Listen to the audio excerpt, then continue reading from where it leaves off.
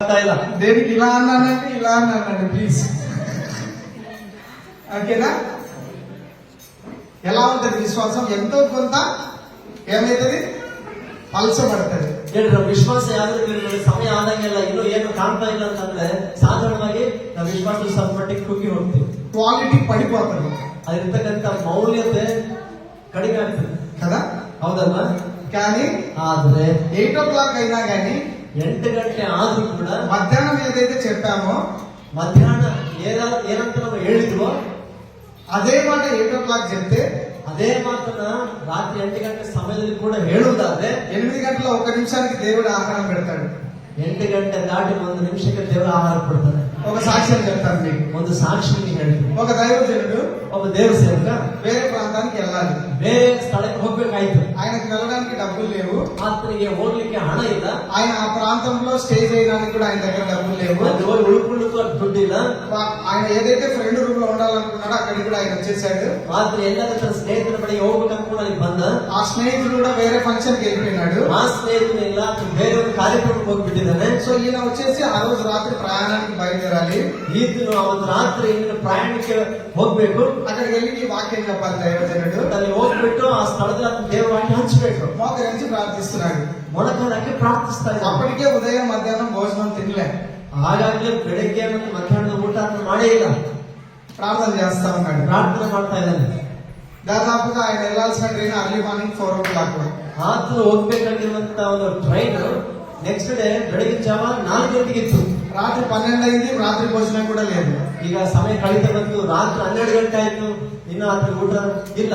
ఏమాత్రం ఆయన వెనకం చేయకుండా ಆದ್ರೂ ಕೂಡ ಆತನು ಸ್ವಲ್ಪವಾದ್ರೂ ಕೂಡ ಹಿಂಸರಿಯದಂತೆ ప్రార్థన చేస్తా ఉన్నాడు. ಹಾಗೆ ಪ್ರಾರ್ಥನೆ ಮಾಡ್ತಾ ಇದ್ದಾನೆ. 1% కూడా అపనమ్మకం లేకుండా 1% ಕೂಡ ಆತನ ಅಪನಂಬಿಕೆ ಇಲ್ಲದಂತೆ ఏదైతే నమ్మినాడో దానికే లోపడుతూ వచ్చాడు. ಯಾವುದನ್ನಾದ್ರೂ ನಂಬಿದನೋ ಅದಕ್ಕೆ ಆತನು ವಿಧೇಯನಾಗ್ತಾ ಬಂದ. 12 గంటలకు రూమ్ డోర్ కొట్టారంట. 12 ಗಂಟೆಗೆ ಯಾರೋ ಒಂದು ಬಾಗಿಲು ಬಡ್ದ್ರಂತ. వాళ్ళ ఫ్రెండ్ ಆತನ ಸ್ನೇಹಿತ ఎప్పుడో ఉన్నటువంటి ఫ్రెండ్, ఆయన రూమ్ లో ఉన్న ఫ్రెండ్ కాదు. ಆತನೊಂದಿಗೆ ರೂಮಲ್ಲಿ ಇದ್ದಂತ ಆ ಸ್ನೇಹಿತ ಅಲ್ಲ, ಇದನ್ನು ಬೇರೊಬ್ಬನು బిర్యానీ ప్యాకెట్ చేత పట్టుకొని ಬಿರಿಯಾನಿ ಪ್ಯಾಕೆಟ್ಗಳನ್ನ ಕೈ ಹಿಡ್ಕೊಂಡು డోర్ కొడతా ఉన్నాడు. ಬಾಗಿಲು ತಟ್ತಾ ಇದ್ದಾನೆ. లోపలికి వచ్చేసరికి ಒಳಗೆ ಬಂದು ನೋಡಿದ್ರೆ ఇదిగో ఈ బిర్యానీ ప్యాకెట్ నీకోసం తీసుకొచ్చిన. ಆತ ಹೇಳ್ತಾರೆ ಸ್ನೇಹಿತರು, ಈ ದೇವ ಸೇವಕನಿಗೆ ಈ ಬಿರಿಯಾನಿ ಪ್ಯಾಕೆಟ್ಗಳು ನಿಗೋಸ್ಕರ ತಂದಿದ್ದೀನಿ. ఆ సేవకుని కళ్ళంట నీళ్ళు వచ్చేసాయంట ಅಂತ ಹೇಳಿದಾಗ ಈ ಸೇವಕನ ಕಣ್ಣು ತುಂಬ ನೀರು ಬಂತು. ఇది విశ్వాసం. ಇದು ವಿಶ್ವಾಸ. విశ్వాసంతో పాటు ఆయన ఇంకొక అనుభవాన్ని పొందుతూ వచ్చాడు. ವಿಶ್ವಾಸದ ಜೊತೆಗೆ ಆತನ ಮತ್ತೊಂದು ಅನುಭವವನ್ನು ಕೂಡ ಹೊಂದಿಕೊಳ್ತಾ ಬಂದ. బైబిల్ గ్రంథం తీద్దామా? ದೇವ್ರ ವಾಕ್ಯ ನೋಡೋಣ. ఫిలిప్పీయులకు రాసిన పత్రిక ಫಿಲಿಪಿಯರಿಗೆ ಬರೆದ ಪತ್ರಿಕೆ 1వ అధ్యాయము 1ನೇ ಅಧ್ಯಾಯ 31వ వచనం. 31ನೇ ವಚನ. ఫిలిప్పీయులకు రాసిన పత్రిక ಫಿಲಿಪಿಯರಿಗೆ ಬರೆದ ಪತ್ರಿಕೆ 1వ అధ్యాయము 1ನೇ ಅಧ್ಯಾಯ 30వ వచనం.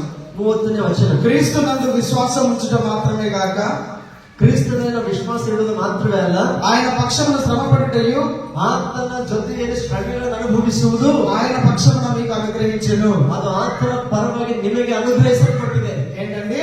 ಏನಂತ ಬರೆಯಲ್ಪಟ್ಟಿದೆ? విశ్వాసంతో పాటు ವಿಶ್ವಾಸದ ಜೊತೆಗೆ శ్రమ ఉంటది. ಏನಿರ್ತದೆ? ಶ್ರಮೆ, ಕಷ್ಟವೂ ಇರ್ತದೆ. ఎంతమంది కష్టాల్లో ఉన్నారు?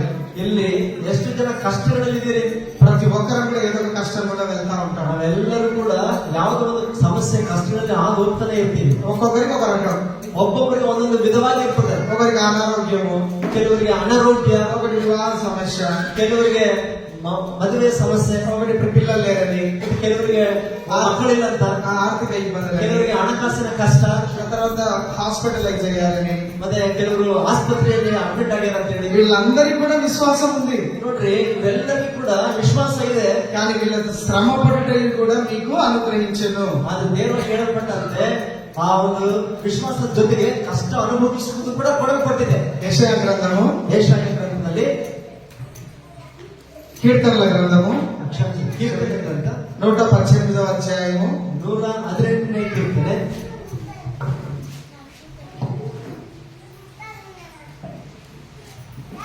18వ వచనం. 18ನೇ ವಚನ. యెహోవా నన్ను కఠినముగా శిక్షించెను. ದೇವರು ನನ್ನನ್ನು ಕಠಿಣವಾಗಿ ಶಿಕ್ಷಿಸಿದನು. ఎవరండి శిక్షించేది? ನೋಡ್ರಿ, ಯಾರು ಈ ವಾಕ್ಯ ಹೇಳ್ತದೆ? ನಾವು ಕಠಿಣವಾಗಿ ಯಾರು ಶಿಕ್ಷಿಸ್ತಾರಂತೆ? యెహోవా నన్ను కఠినముగా శిక్షించెను. ಯೆಹೋವನು ನನ್ನನ್ನು ಕಠಿಣವಾಗಿ ಶಿಕ್ಷಿಸಿದನು కదా? ಅಲ್ವಾ? విశ్వాసంలో వెళ్తున్నప్పుడు ನೋಡ್ರಿ, ವಿಶ್ವಾಸದಲ್ಲಿ ನಾವು ಹೋಗುವಾಗ కొంత శ్రమ వస్తది. ಸ್ವಲ್ಪ ಶ್ರಮೆ ಕಷ್ಟ ಬರ್ತದೆ. ఒకవేళ ఎక్కువ శ్రమ వచ్చినా ಒಂದು ವೇಳೆ ಜಾಸ್ತಿಯಾಗಿ ಕಷ್ಟಗಳು ಬಂದ್ರು అది దేవుడే ఇచ్చాడు. ಅದು ದೇವರೇ ಅನುಮತಿಸಿದ್ದಾನೆ. ఏమంటున్నాడు ఆయన? ಇಲ್ಲಿ ಭಕ್ತರು ಏನಂತ ಹೇಳ್ತಾ ಇದ್ದಾರೆ? యెహోవా నన్ను కఠినంగా శిక్షించెను. ಯೆಹೋವನು ನನ್ನನ್ನು ಕಠಿಣವಾಗಿ ಶಿಕ್ಷಿಸಿದನು. ఎంత కఠినంగా శిక్షించాడు? ಎಷ್ಟು ಕಠಿಣವಾಗಿ ಶಿಕ್ಷಿಸಿದರು? ఉపవాసాలు గడిపేటట్టుగా ఉంచాడు. ಉಪವಾಸ ಇರುವಂತೆ ಮಾಡಿದರು. కనీసం జోబులో చిల్లి గవ్వలేని పరిస్థితుల్లో శిక్షించాడు. ಸ್ವಲ್ಪವಾದರೂ ಕೂಡ ಜವಾಬ್ದಾರಿ ಸ್ವಲ್ಪನೂ ಹಣದ ಪರಿಸ್ಥಿತಿಯಲ್ಲಿ ದೇವರ ಆತನ ನಡೆಸಿದರು. ఒక మంచి భోజనం చేయాలంటే కళ్ళ వెంట నీళ్లు పెట్టుకునే పరిస్థితిలాగా శిక్షించాడు. ಒಂದು ಊಟ ಸಿಕ್ಕಪ್ಪ, ಒಳ್ಳೆ ಊಟ ಅಂತಂದ್ರೆ ನೋಡ್ಬೇಕು, ಕಣ್ತು ಬಂದು ನೀರು ಬರುವಂತ ಪರಿಸ್ಥಿತಿಯಲ್ಲಿ దేని కొరకు ఆయన? ಯಾತಕ್ಕೋಸ್ಕರ ರೀ? దేని కొరకు ఆయన అలా చేశాడు? ಯಾತಕ್ಕೋಸ್ಕರ ದೇವರ ಆಗಿರುವಂತ ಸೇವಕನ ಆದೋದಕ್ಕೆ ಬಿಟ್ಟ? విలాప వాక్యములు, ಪ್ರಲಾಪ ವಾಕ್ಯಗಳು, విలాప వాక్యములు ಪ್ರಲಾಪ 3వ అధ్యాయము 3ನೇ ಅಧ್ಯಾಯ.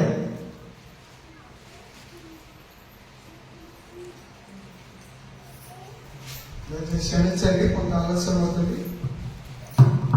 మనకి బైబిల్ పట్టుకొని చెప్పడం అలవాటు ఉంది కానీ విలాప వాక్యములు ಪ್ರಲಾಪಗಳು 3వ అధ్యాయము 3ನೇ ಅಧ್ಯಾಯ.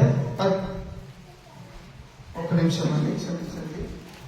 విలాప వాక్యములు ಪ್ರಲಾಪಗಳು 3వ అధ్యాయము 3ನೇ ಅಧ್ಯಾಯ 18వ వచనం. 18ನೇ ವಚನ. ఎవరైనా తీసినటువంటి వాళ్ళు ಯಾರಾದ್ರೂ ತೆಗೆದಿದ್ರೆ ಈಗಾಗಲೇ దయచేసి చదవచ్చు. ದಯಮಾಡಿ ಯಾರನ್ನು ಓದ್ಬಹುದು. ఆ ఆ ఆ ఏంటంటే యెహోవా యందు నాకు ನೋಡಿ ಏನಂತ ಬರೆಯಲ್ಪಟ್ಟಿದೆ? ದೇವರ ವಿಷಯದಲ್ಲಿ ನನಗೆ ನಿರೀಕ್ಷೆಯೇ, ఆశలు లేవు, నాకు ನಿರೀಕ್ಷೆಯಿಂದಾಯ್ತು. యేసుచేత రక్షించబడ్డాను. ದೇವರಿಂದ ರಕ್ಷಿಸಲ್ಪಟ್ಟಿದ್ದೀನಿ. ప్రతి ఆదివారం మందిరానికి వస్తున్నాను. ಪ್ರತಿ ಭಾನುವಾರ ಮಂದಿರಕ್ಕೆ ಬರ್ತೇನೆ. పొద్దున్నేసి 3 సార్లు ప్రార్థన చేస్తున్నాను. ಬೆಳಗಿಂದ ಎದ್ದ ಮೇಲಿಂದ 3 ಸಾರಿ ಪ್ರಾರ್ಥಿಸ್ತೇನೆ. గంటల తరబడి వాక్యం చదువుతా ఉన్నాను. ಗಂಟೆಗಟ್ಟಲೆ ವಾಕ್ಯ ಓದ್ತಾ ಇದ್ದೀನಿ. యెహోవా నన్ను కఠినంగా శిక్షించెను. ದೇವರು ನನ್ನನ್ನು ಕಠಿಣವಾಗಿ ಶಿಕ್ಷಿಸಿದನು. యెహోవా యందు నాకు ఆశలు లేవు. ఇంకా ದೇವರ ವಿಷಯದಲ್ಲಿ ನಿರೀಕ್ಷೆ ಅಥವಾ ಆಸೆ ಇಲ್ವಾಯ್ತು. ఎలా చెప్పగలుగుతామండి? ಹೇಗೆ ಹೇಳಲಿಕ್ಕೆ ಆಗ್ತದೆ కదా? ಅಲ್ವಾ? మనం ఏమనుకుంటామంటే, ನಾವು ಏನ್ ಅನ್ಕೊಳ್ತೀವಪ್ಪ ఈ ಅಂದ್ರೆ, రోజు ఒక మొక్క నాటి ಇವತ್ತು ಒಂದು ಸಸಿಯನ್ನ ನಾಟಿಬಿಟ್ಟು రాత్రే పూలు కోసుకొని ರಾತ್ರಿನೇ ಹೂವ ಕೈಕೊಂಡು మనం మార్నింగ్ రోజు పండ్లు కోసుకోవాలనుకుంటాం. ಮತ್ತೆ ಮರುದಿನ ಬೆಳಿಗ್ಗೆ ಹಣ್ಣು ಕೂಡ ನಾವು ಕೊಯ್ಬೇಕಂತ ಅಂದ್ಕೊಳ್ತೀವಿ. అవుతుందా? ಹೇಳ್ರಿ, ಆಗ್ತದ? అవుతుందంటే చెయ్యొద్దండి. ಆಗ್ತದ ಅಂತ ಹೇಳೋದು ಕೈ ತೋರಿಸ್ರಿ. ಇವತ್ತು ಸಸಿ ನಾಟಿ ನಾಳೆ ಬೆಳಿಗ್ಗೆ ಹಣ್ಣು ತಿನ್ಬೇಕು, ಆಗ್ತದ? అవుతుందా? రాజపూర్లో అవుతుందా? ರಾಜಪುರದಲ್ಲಿ ಆಗ್ತದ? ఆ? కాదు. ಸಾಧ್ಯ ಇಲ್ಲ. దేవుడు ఏమంటున్నాడు? ದೇವರು ಹೇಳ್ತಾರೆ, విశ్వాసంతో పాటు ವಿಶ್ವಾಸದ ಜೊತೆಗೆ శ్రమ పడుటయు మీకు అనుగ్రహించాను. ಕಷ್ಟ ಅನುಭವಿಸುವುದು ಕೂಡ ನಿಮಗೆ ಅನುಗ್ರಹಿಸಲ್ಪಟ್ಟಿದೆ. ఎందుకు కష్టాలు ఇస్తాడు దేవుడు? ಹಾಗಾದ್ರೆ ದೇವರು ಯಾಕೆ ಕಷ್ಟಗಳನ್ನು ಅನುಮತಿಸ್ತಾನೆ? ఎవరైనా చెప్పండి. ಯಾರಾದ್ರೂ ಹೇಳ್ರಿ, ఎందుకు కష్టాలు ఇస్తాడు దేవుడు? ದೇವರು ಕಷ್ಟಗಳನ್ನ ಶ್ರಮೆಗಳನ್ನ ಯಾಕೆ ಅನುಮತಿಸ್ತಾನೆ?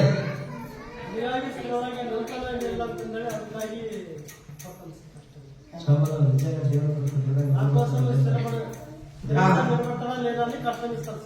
కరెక్ట్. ఇంకా ಇನ್ನು ಬೇರೆ ಉತ್ತರ ಇದ್ರೆ ಹೇಳ್ರಿ. ಬೇರೆ నిలబడతాడా లేదా అని అన్న చెప్పండి. ఆ పరీక్షలో ఉన్నాడు అనేది చెప్పాడు కదా. ఇంకా ಇನ್ನು ಬೇರೆ మీరందరూ విశ్వాసంలో ఉన్నారు కదా. ನೀವೆಲ್ಲರೂ ಕೂಡ ವಿಶ್ವಾಸದಲ್ಲಿ ಇದ್ರೆ ಇಲ್ವಾ? శ్రమలు లేవా మీకు? ನಿಮಗೆ ಕಷ್ಟಗಳಿಲ್ವಾ? ఇబ్బందులు లేవా? ಇಕ್ಕಟ್ಟುಗಳಿಲ್ವಾ? మరి ఎందుకు ఇచ్చాడు దేవుడివి? ಹಾಗಾದ್ರೆ ದೇವರು ಯಾಕೆ ನಿಮ್ಮ ಜೀವಿತಗಳಿಗೆ ಅನುಮತಿಸಿದ್ದಾನೆ?